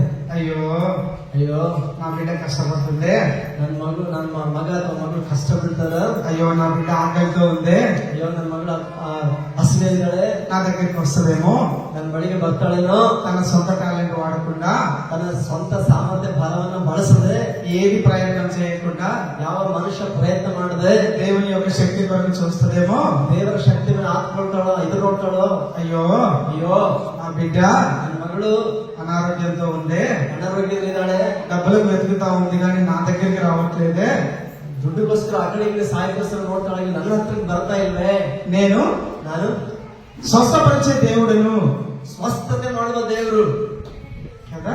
ಹೌದಲ್ವಾ? ఇలా వచ్చావా ఎప్పుడైనా? ಈ ರೀತಿಯಲ್ಲಿ ಸಂಪೂರ್ಣವಾಗಿ ದೇವರ ಮೇಲೆ ಹಾಚ್ಕೊಂಡು ಬಂದಿವಾ? ఎలాంటి విశ్వాసం కలిగి ఉంటున్నా? ಎಂತ ಒಂದು ವಿಶ್ವಾಸ ಉಳ್ಳವರೆಗೆ ನಾವು ಇದ್ದೇವೆ. నీ విశ్వాసం ఎలా ఉంది? ನಿನ್ನ ಒಂದು ನಂಬಿಕೆ ಯಾವ ರೀತಿಯಲ್ಲಿದೆ? ప్రభు సర్వకాలము విడనాడడు, ವಾಕ್ಯ ಹೇಳ್ತದೆ, ದೇವರು ಸದಾಕಾಲವನ್ನು ಬಿಟ್ಟೇ ಬಿಡುವುದಿಲ್ಲ. ఆయన బాధ పెట్టినను ಆತ ನಮ್ಮನ್ನು ಬಾಧಿಸಿದ್ರು తన కృపా సమృద్ధిని బట్టి ತನ್ನ ಕೃಪಾ ಸಮೃದ್ಧಿಯಿಂದ ಹಿಡಿದು నీ మీద జాలి పడతాడంట. ದೇವರು ನಿನ್ನ ಮೇಲೆ ತನ್ನ ಕರುಣೆಯನ್ನು ತೋರಿಸ್ತಾನೆ. సో నువ్వు కఠినంగా జీవిస్తున్నప్పుడు, ನೀನು ಕಠಿಣವಾಗಿ ಜೀವಿಸ್ತಿರುವಾಗ, నీ ఇష్టానుసారంగా జీవిస్తున్నప్పుడు ನಿನ್ನ ಮನಸ್ಸಿಗೆ ಬಂದಂತೆ ನೀನು ನಡ್ಕೊಳ್ಳುವಾಗ ఆయన చూడలేదు అనుకోవద్దు. ಆತನನ್ನು ನೋಡ್ತಾ ಇಲ್ಲ ಅಂತ ಅಂದ್ಕೋಬೇಡ. నువ్వు ఒక తప్పు చెప్పినప్పుడు, ನೀನೊಂದು ತಪ್ಪು ಹೇಳುವಾಗ, నువ్వు ఒక అబద్ధం ఆడినప్పుడు ನೀನೊಂದು ಸುಳ್ಳು ಹೇಳುವಾಗ ఆయన చూడలేదు అనుకోవద్దు. ನಿನ್ನನ್ನು ಅದನ್ನು ನೋಡ್ಲಿಲ್ಲ ಅಂತ ಅಂದ್ಕೋಬೇಡ. నా బిడ్డే కదా, ನನ್ನ ಮಗುವಲ್ವಾ నువ్వు అనుకుంటావుగా. ನೀನು ಅಂದ್ಕೊಳ್ತೀಯಲ್ಲ, నీ స్కూల్కి వెళ్ళే బాబు తప్పు చేస్తే ఏమనుకుంటావు? ಶಾಲೆಗೆ ಕಳಿಸುವಂತ ನಿನ್ನ ಮಗ ತಪ್ಪು ಮಾಡಿದ್ರೆ ನೀನೇನ್ ಮಾಡ್ತೀಯ? ఇది నా బిడ్డే కదా, ನನ್ನ ಮಗು ಅಲ್ವಾ, సరే పోనీ, ಸರಿ ಇರ್ಲಿ ಬಿಡು ನೋಡೋಣ. నిన్ను బట్టి కూడా అనుకుంటాడు అంతే. So, ನಿನ್ನನ್ನು ಹಿಡಿದು ಕೂಡ ದೇವರು ತಳ್ಳಿ ಬಿಡಲ್ಲ, ಬದಲಾಗಿ ನಿನ್ನ ವಿಷಯದಲ್ಲಿ ಕರುಣೆ ತೋರಿಸ್ತಾನೆ. నీకు అర్థమయ్యేంత వరకు చెప్తానే ఉంటాడు. ನಿನಗೆ ಅರ್ಥವಾಗುವವರೆಗೆ ಅದನ್ನ ಹೇಳ್ತಾನೆ ಇರ್ತಾನೆ. నీకు ఒకసారి అర్థమైందని తెలిసిందంటే, ನಿನಗೆ ಅರ್ಥವಾಯ್ತು ಅಂತೇಳಿ ಅದು ಒಂದು ಸಾರಿ ಗೊತ್ತಾದ್ರೆ, నువ్వు అలాంటి విశ్వాసం రావట్లేదు అంటే ನಿನ್ನಲ್ಲಿ ಸರಿಯಾದ ವಿಶ್ವಾಸ ಬರ್ತಾ ಇಲ್ಲ ಅಂದ್ರೆ గట్టి దెబ్బ కొడతాడు. ಅವಾಗ ಕರೆಕ್ಟ್ ಆಗಿ ಒಂದು ಹೇಳ್ಕೊಂಡಿದ್ದಾನೆ. ఎందుకు తెలుసా? ಯಾಕೆ ಗೊತ್ತಾ? ఎన్నిసార్లు వదిలేస్తాడు చెప్పు? ಎಷ್ಟು ಸಾರಿ ಅದನ್ನು ಬಿಟ್ಬಿಡ್ತಾನೆ ಹೇಳು? ఆయన సర్వకాలం విడనాడు. ಆತನು ಯಾವಾಗಲೂ ನಮ್ಮನ್ನು ಬಿಟ್ಟೇ ಬಿಡುವುದಿಲ್ಲ. ఆయన అభ్యాసం చేపిస్తాడు నీకు. ಆತನಿಗೆ ಸ್ವಲ್ಪ ಅಭ್ಯಾಸ ಮಾಡಿಸ್ತಾನೆ. అలా నానాక రకాల శ్రమలు పెట్టి, ಆ ರೀತಿ ಅನೇಕ ವಿಧವಾದ ಶ್ರಮೆಗಳು అక్కడ తిప్పి ఇక్కడ తిప్పి అక్కడ తిప్పి నువ్వు అనుకుంటున్నటువంటి ఆ యొక్క అవకాశాలన్నిటిని తిప్పి తిప్పి తిప్పి తిప్పి ఆయన దగ్గరికి వచ్చేలా. ಕೊನೆಗೆ ನಿನ್ನೆಲ್ಲ ಪೂರ್ವ ಪ್ರಯತ್ನ ಎಲ್ಲ ಕೈ ಬಿಟ್ಟು ಆತನ ಬಳಿಗೆ ಸಂಪೂರ್ಣವಾಗಿ ಹತ್ತುಕೊಳ್ಳುವ ತನಕ ಆತನ ಬಳಿಗೆ ಬರುವವರೆಗೆ. తెలుసా? ಗೊತ್ತಾ? ఒక రకముగా దావీదు గురించి జ్ఞాపకం చేస్తాను. ಒಂದು ರೀತಿಯಲ್ಲಿ ದಾವೀದನ ಬಗ್ಗೆ ನಿಮ್ಗೆ ನೆನಪಾಗ್ತದೆ. దావీదు ఎలుగుబంటితో యుద్ధం చేశాడని ఎంతమంది నమ్ముతున్నారు? ದಾವೀದನು తెలుసా మీకు? ಕರಡಿಯೊಂದಿಗೆ ಹೋರಾಡಿದಂತ ವಿಷಯ ನಂಬ್ತಿದ್ರೆ ఎంతమందికి తెలుసు? ಆ ವಿಷಯ ಗೊತ್ತಾ ನಿಮ್ಗೆ? దావీదు సింహంతో యుద్ధం చేశాడని తెలుసా? ದಾವೀದನು ಸಿಂಹದೊಂದಿಗೆ ಹೋರಾಡಿದಂತ ಗೊತ್ತಾ? బ్లెస్సీ ఎస్ అంటుంది, మిగతా వాళ్ళు ఎవరు అంటలేదే. ಒಬ್ಬರೇ ಉತ್ತರ ಕೊಡ್ತಾರೆ, ಯಾರು ಉತ್ತರ ಕೊಡ್ತಾ ಇಲ್ಲ. ఇక్కడే ఉన్నారా? ಇಲ್ಲೇ ಇದ್ದೀರಾ? Are you ready? Are you ready? Are you ready? Thank you. ఇక్కడే ఉన్నారు మీరంతా. దావీదు ఎలుగుబంటితో యుద్ధం చేశాడు తెలుసా? ದಾವೀದನು ಕರಡಿಯೊಂದಿಗೆ ಹೋರಾಡಿದ ಗೊತ್ತಾ? సింహంతో యుద్ధం చేశాడు తెలుసా? ಸಿಂಹದೊಂದಿಗೆ ಹೋರಾಡಿದ ಗೊತ್ತಾ? ఇది ప్రాక్టీస్, ಇದೆಲ್ಲ ಅಭ್ಯಾಸ, ఇది అభ్యాసము. ಇದೆಲ್ಲ ಒಂದು ಅಭ್ಯಾಸ. నీకున్న ఆకలి కేక నీ అభ్యాసము, ನಿನ್ನೊಳಗೆ ಆಗ್ತಿರುವಂತಹ ಹಸಿವಿನ నీకున్న ಸಮಸ್ಯೆ, బలహీనత నీకు దేవుడిచ్చే అభ్యాసము. ನಿನ್ನಲ್ಲಿರುವಂತಹ ಬಲಹೀನತೆ ದೇವರಿಗೆ ಕೊಡುವಂತ ಅಭ್ಯಾಸ. ఎందుకంటే నువ్వు గొలియాతుని కొట్టాలి. ಯಾಕಪ್ಪ ಅಂತಂದ್ರೆ ಮುಂದೆ ದೊಡ್ಡ ಸಮಸ್ಯೆ ಬರುತ್ತೆ, ಅದನ್ನ ಎದುರಿಸಬೇಕಲ್ಲ. నువ్వు ఎలుగుబంటితో సింహంతో యుద్ధం చేస్తేనే ನೀನು ಈ ಕರಡಿಯೊಂದಿಗೆ ಮತ್ತು ಸಿಂಹದೊಂದಿಗೆ ಹೋರಾಡಿದ್ರೆ నువ్వు గొలియాతుని కొట్టగలుగుతావు. ಅಲ್ಲಿ ಬಲಿಯಾತನನ್ನು ಎದುರಿಸಲಿಕ್ಕೆ ಆಗ್ತದೆ. ఇది దేవుని యొక్క ప్రణాళిక. ಇದು ದೇವರ ಒಂದು ಪ್ರಣಾಳಿಕೆ. నీ నా జీవితంలో కూడా అలాంటి ప్రణాళిక ఉంది. ನಿನ್ನ ನನ್ನ ಜೀವನದಲ್ಲಿ ಕೂಡ ಅಂತ ಒಂದು ದೇವರ ಯೋಚನೆ ಇದೆ. గొలియాతును కొట్టిన తర్వాత ಆ ಗಲಿಯಾತನನ್ನ ಸಂಹರಿಸಿದ ಮೇಲೆ ఆయన ఆశీర్వాదాన్ని చూడగలుగుతూ వచ్చాడు. ಆತನ ಆಶೀರ್ವಾದಗಳು ఈ శ్రమను బట్టి వెనక్కి వెళ్ళిపోవచ్చు. ನಿನಗಿರುವ ಕಷ್ಟಗಳು ಹಿಡಿದು ಹಿಂದೆ మహారాజు అవుతూ వచ్చాడు. మహారాజు అవుతూ వచ్చాడు. ಆತನು ಬರಬರ್ತ ಮಹಾರಾಜನಾದ 33 సంవత్సరాలు 33 ವರ್ಷಗಳು అనేకమైనటువంటి రాజ్యాలను ఆయన సంపాదించుకుంటూ వచ్చాడు. ಅನೇಕ ರಾಜ್ಯಗಳನ್ನು ಗೆಲ್ತಾ ಬಂದ. ఎక్కడి నుంచి అండి? ಎಲ್ಲಿಂದರೆ? ఎక్కడి నుంచి? ಎಲ್ಲಿಂದ? గొర్రెల దొడ్డిలో ఉన్నటువంటి దావీదును మహారాజును చేసిన దేవుడు. ಎಲ್ಲಿಂದ ಬಂದ ದಾವಿದ? ಕುರಿ ಕಾಯುವಂತ ಮಂದೆಯಿಂದ ಹಿಡಿದು ದೇವರು ಆತನ ಅಲ್ಲಿಂದ ಮಹಾರಾಜನಾಗಿ ಮೇರೆಗೆ ಬಂದ. ఆ దేవుడే నువ్వు నేను పూజించే దేవుడు. ನೀನು ನಾನು ಸೇವಿಸುವ ದೇವರು ಆ ದೇವರೇ ಆಗಿದ್ದಾನೆ. మరి మనం ఎందుకు యుద్ధం చేయలేకుంటున్నాం? ಹಾಗಾದ್ರೆ ನಾವು ಯಾಕೆ ಹೋರಾಡ್ತಾ ಇಲ್ಲ? ఎందుకు మనము సనుక్కుంటున్నాం? ಯಾಕೆ ನಾವು ಗುಣಗುಡ್ತಾ ಇದೀವಿ? ఎందుకు మనం కొనుక్కుంటున్నాం? ಯಾಕೆ ನಾವು ಗುಣಗುಡ್ತಾ ಇದೀವಿ? ఎందుకు ఇది దేవుడి చిత్తం కాదేమో అని అనుకుంటున్నాం? ಇದು ದೇವರ ಚಿತ್ತ ಅಲ್ವೇನೆ ಎಂಬುದು ಯಾಕೆ ಅಂದುಕೊಳ್ತಾ ಇದೀವಿ? అల్ప విశ్వాసం, ಯಾಕೆಂದ್ರೆ ನಮ್ಮಲ್ಲಿ పల్చబడిపోయిన విశ్వాసం, ಸ್ವಲ್ಪ ವಿಶ್ವಾಸ ಕುಗ್ಗಿ ಹೋಗಿದೆ. ఆకలి కేకలతో వెనక్కి వెళ్ళిపోయినటువంటి విశ్వాసం, ಆ ಹಸಿವು ಸಮಸ್ಯೆ ಬಂದ ಹಿಂದಿರುಗಿ ಹೋಗಿದಂತ ವಿಶ್ವಾಸ, నష్టాన్ని చూసి కన్నీళ్లు పెట్టుకుని వెనక్కి వెళ్ళిపోయిన విశ్వాసం, ನಷ್ಟ ಬಂದಾಗ ಕಣ್ಣೀರಿಟ್ಟು ಬ್ಯಾಡಪ್ಪ ದೇವರ ಹತ್ರ ಹಿಂದಕ್ಕೆ ಹೋಗದಂತ ವಿಶ್ವಾಸ. అక్కడే నిలబడి చూడు. ಆದ್ರೆ ಹಿಂದಕ್ಕೆ ಹೋಗದಂತೆ ಅಲ್ಲೇ ನಿಂತು ನೋಡು. నీ ముందు గొలియాతు లాంటి యుద్ధం ఉండొచ్చు. ಇನ್ನು ಮುಂದೆ ಗೊಲಿಯಾತನಂತ ಸಮಸ್ಯೆ ಎದುರಿಸಬಹುದು. దాని తర్వాత 40 సంవత్సరములు దేవుడిచ్చే ఆశీర్వాదం ఉంది నీకు. ನೀನ್ ನಿಂತು ಗೆದ್ರೆ ಮುಂದೆ 40 ವರ್ಷಗಳ ಕಾಲ ಅನುಭವಿಸುವಂತ ಆಶೀರ್ವಾದ ಇದೆ కదా? ఎంతమంది నమ్ముతున్నాం ఈ మాట?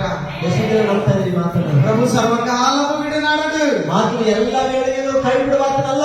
ఆయన బాధ పెట్టినను, ಆತನು ನಿನ್ನನ್ನು ಬಾಧಿಸಿದ್ರು. తన కృపా సమృద్ధిని బట్టి ತನ್ನ ಕೃಪೆಯ ಅನುಸಾರವಾಗಿ జాలిపడును. ನಿನ್ನ ಮೇಲೆ ಕರುಣೆಯನ್ನು ತೋರಿಸ್ತಾನೆ. నిన్ను ఆశీర్వదించాలని ఆయనకి ఇష్టం ఉంది. ನಿನ್ನನ್ನು ಆಶೀರ್ವದಿಸಬೇಕೆಂಬುದೇ ಆತನಿಗೆ ಇಷ್ಟ ಇದೆ. కానీ ఆయన రూపు నీలో ఏర్పడడం లేదు. ಆದ್ರೆ ನಿನ್ನಲ್ಲಿ ಆತನ ರೂಪ ಅಥವಾ ಆತನ ಸಾರೂಪ್ಯ ಏರ್ಪಡ್ತಾ ಇಲ್ಲ. ఆయన చెప్తా ఉన్నాడు, ಆತ ಹೇಳ್ತಾ ಇದ್ದಾನೆ, విశ్వాసముతో పాటు ವಿಶ್ವಾಸದ ಜೊತೆಗೆ శ్రమ పడుటయు నీకు అనుగ్రహించబడను.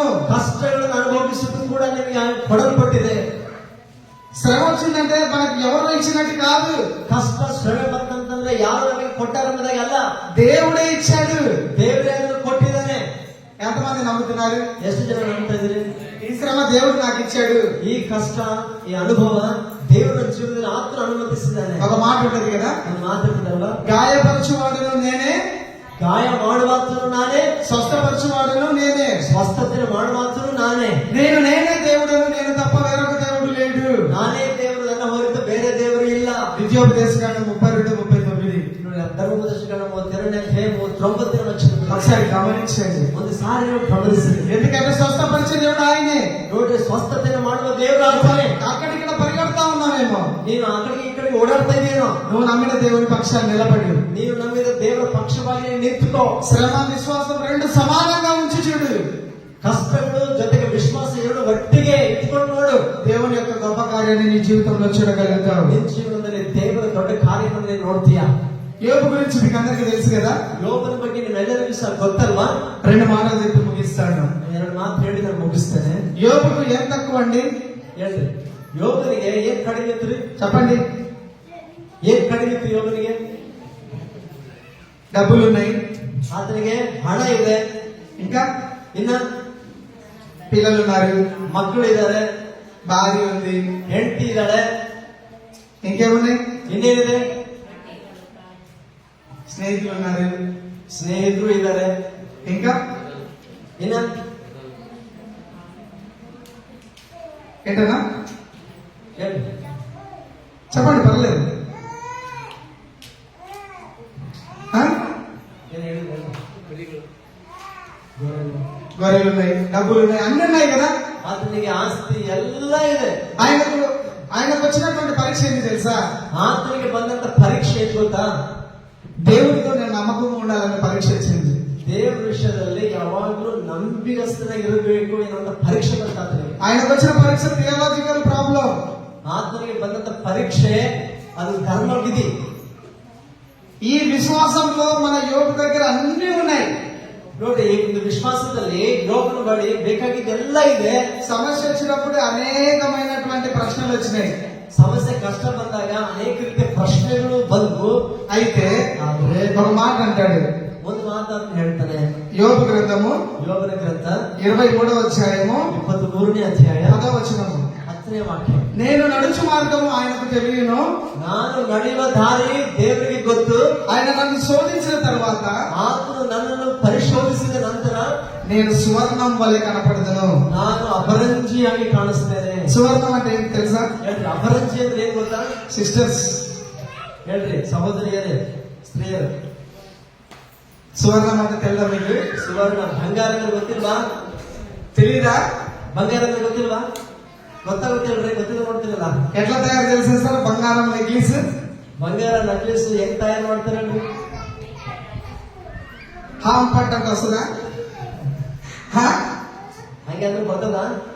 అది భూమిలో ఒక మట్టితో ముద్దగా ఉన్నటువంటి బంగారము, ಭೂಮಿಯಲ್ಲಿ ಮಣ್ಣಿನ ಜೊತೆಗೆ ಬೆರೆತಂತ ಒಂದು ಆ ಬಂಗಾರ, దాన్ని బయటికి తీసుకొచ్చి ಅದನ್ನ ಹೊರಗೆ ತೆಗೆದು నీళ్ళలో కడిగి ನೀರಲ್ಲಿ ತೊಳೆದು నానాక వేసి కడిగి ಅನೇಕ ರೀತಿಯಾಗಿ ಅದನ್ನ ಸ್ವಚ್ಛ ಮಾಡಿ దాన్ని ఒక సుత్తి తీసుకొని పట్ట పట్ట పట్ట కొట్టి ಒಂದು ಸುತ್ತಿಗೆ ತಗೊಂಡ್ರೆ ಪಟ ಪಟ ಅಂತ ಹೊಡೆದು బాగా వేడిగా ఉన్నటువంటి అగ్గిలో ಚೆನ್ನಾಗಿ ಕಾದಿರುವಂತ ಬೆಂಕಿನಲ್ಲಿ బాగా కాలబెట్టి ಅದನ್ನ ಚೆನ್ನಾಗಿ ಅದನ್ನ ಬೆಂಕಿಯಲ್ಲಿ ಹಾಕಿ ఆయన అనుకున్న రూపు ಆತನು ಅಕ್ಕ ಸಾಲಿಗೆ ಅಂದುಕೊಂಡಂತ ಒಂದು ರೂಪ చేయి కావాలని చేస్తాడు.